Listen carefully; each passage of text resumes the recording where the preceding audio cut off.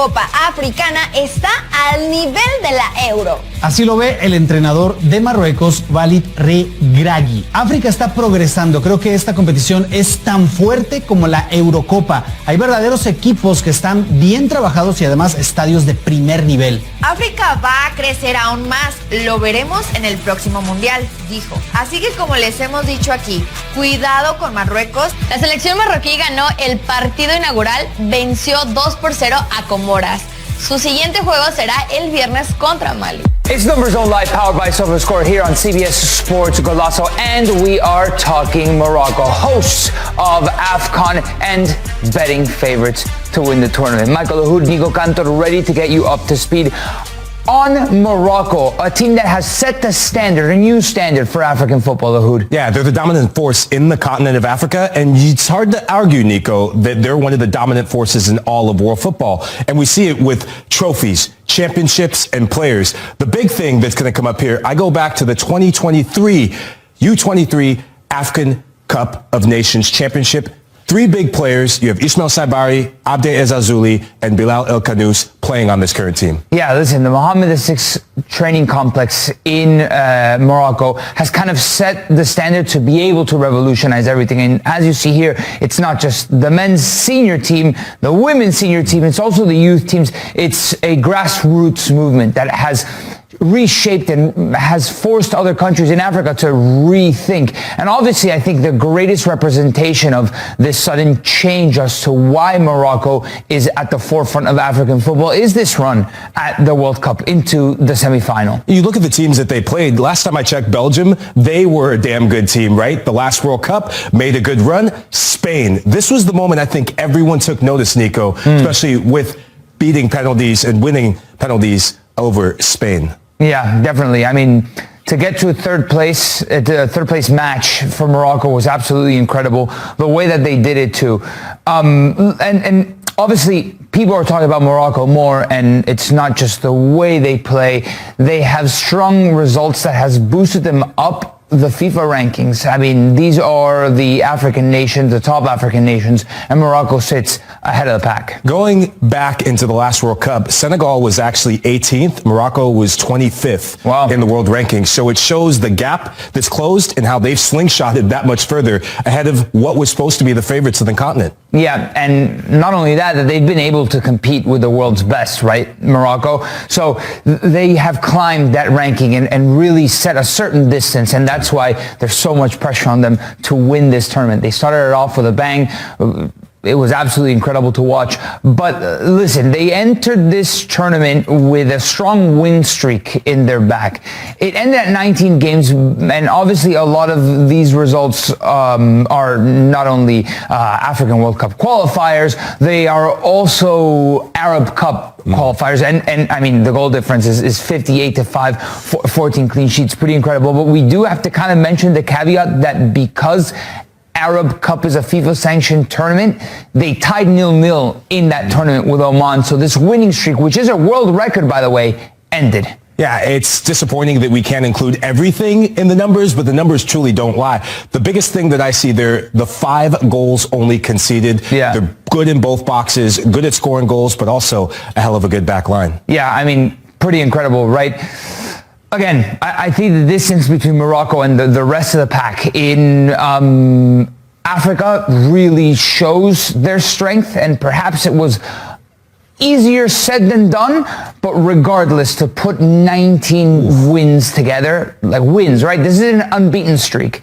This is a winning streak. So pretty incredible to see Morocco put this and beat Spain's record. So, I mean, collectively, it's awesome to watch. But you got to take it player for player, right? And obviously the face of this all is Ashraf Hakimi, who in this 2025-26 season and into current day, he's put up a season that you could argue is almost a Ballon d'Or season. In Morocco, they genuinely thought that this guy deserved Ballon d'Or. And the reality is that we're not too far off of that. And these are just key passes, right, amongst all club competitions for a player like Ashraf Hakimi in that position. But the touches in the box, the possessions won in the final third. He's a very offensive player, and his numbers prove that he's arguably not only just one of the best fullbacks in the world, but one of the best players in the world. Yeah, I'm very high on him. I know you and I both have been waxing poetic and waxing lyrical. Of all the things that I see, the touches in the box is one thing, but it's winning possession higher up the field that cannot be matched by any other fullback. He is the best fullback in the world and by far one of the top 5 most influential players in world football right now. Yeah, definitely. Hopefully we see him in AFCON and he comes back healthy and in injury. But it's not just him. No, it isn't. This is a Morocco side that are stacked with talent. And this was the lineup against Comoros where there were some question marks over who was going to start.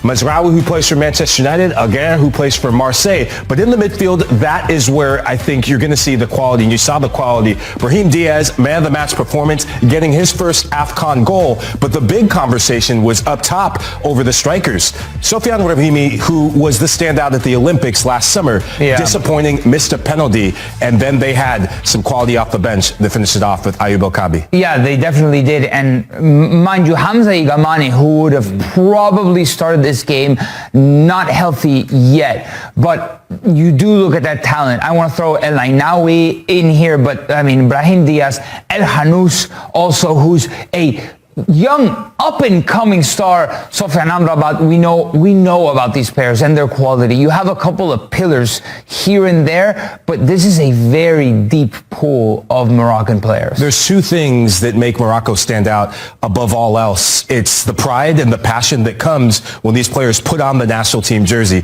much like we see with some of the top teams in the world, and it's the quality in depth. At halftime, you look at the roster, you have the likes of Youssef El Nassiri, who's a 2-time Europa League winner, on the bench for Morocco. You have Ayoub El-Kabi, who's won a European trophy, and so much more. And speaking of El-Kabi, I'm really high on El-Kabi, not just because he scored what will be the goal of the tournament. It was the emphatic nature of it, and it was a player who went to his manager to say, I deserve to be the number 9 for the national team. 75 goals for Olympiacos. He's got 23 goals in European competitions alone, Nico. He is a star on the rise. I mean, he arguably scored, in my opinion, the most important club goal in Greek football history, right? That the winner in the Europa Conference League for Olympiacos. And I mean, these are just the stats this season, but like you mentioned, it is a countless amount of goals that he has scored at Olympiacos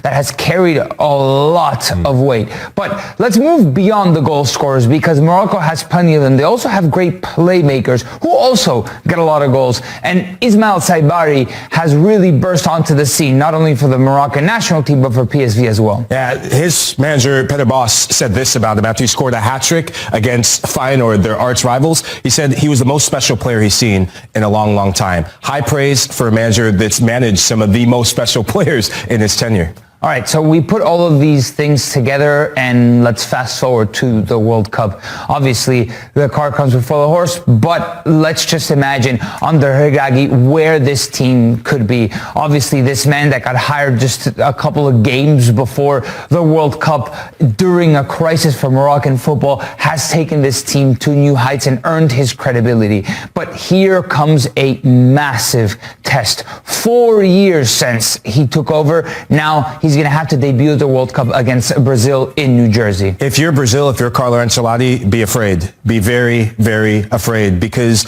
with Brazil, there's still a work in progress. I back Morocco to actually shock the world and beat Brazil on match day 1 because of their depth, because of their quality, but because they can also defend. They can go toe-to-toe with anyone, as you said, and I think they will put Brazil right in the deer headlights and take the win. Yeah, definitely. Look, I think Brazil, if they have an off day, Morocco can beat them. I wonder what type of Brazil we're going to get. I mean, anybody, I feel at this point, can go toe-to-toe. Senegal went toe-to-toe. Japan went toe-to-toe and beat Brazil at the moment. I just don't know what type of Brazil we're going to get. In fact, Morocco already beat Brazil in a friendly right after the 2022 World Cup. Obviously, the context is a little bit different. So we want to know what you guys think, by the way. If you're watching on YouTube, give us your thoughts in the comments. We'll be reading them throughout all of our coverage here on Golazo.net. But Morocco has the potential to top this group, to go through without a shadow of a doubt. But that first game will set the tone for the World Cups for not only Morocco, but for Brazil as well. Could you imagine Brazil, first game in, losing? Oh my gosh, that would set the internet, probably break the internet, break all TV stations, but not CBS Sports Net. That is it from us here. The numbers definitely never lie.